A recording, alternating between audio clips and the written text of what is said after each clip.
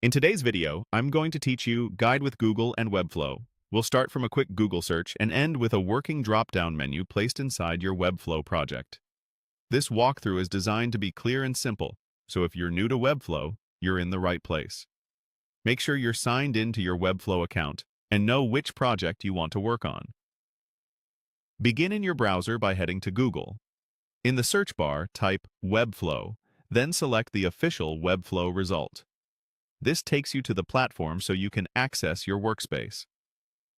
A quick tip: bookmarking the Webflow homepage or your dashboard can save time later.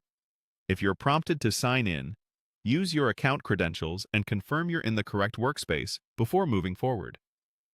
Once you're looking at your Webflow dashboard, find the project you want to modify. Click View Site to open the project you'll be working with. This confirms you're in the right place and gives you the context of how things look before you add new elements. It's helpful to keep this view in mind so you can instantly recognize your new menu once it's added. Now, open the designer for that project and look at the left-hand toolbar. Click the Add Elements panel, which opens a library of layout blocks, basic elements, and components you can insert onto your page. This is your main toolbox for building in Webflow, and it's where you'll quickly find what you need without scrolling through long lists. At the top of the Add panel, use the search field and type the word Dropdown. The search instantly filters the library, so you don't have to hunt through categories.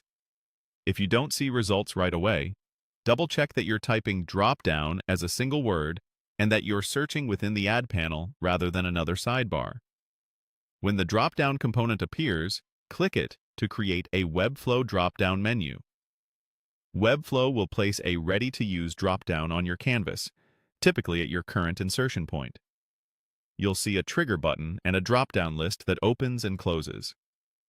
This component is built to be flexible. It can live inside a navigation bar or anywhere else in your layout, and it's already wired for basic interactions. From here, you can rename the label, manage list items, and style it later to match your brand. But for now, the key is that the drop-down has been added successfully. That's it.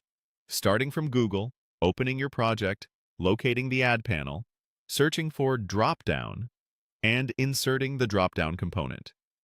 Thanks for following along, and great job getting your Webflow drop-down in place.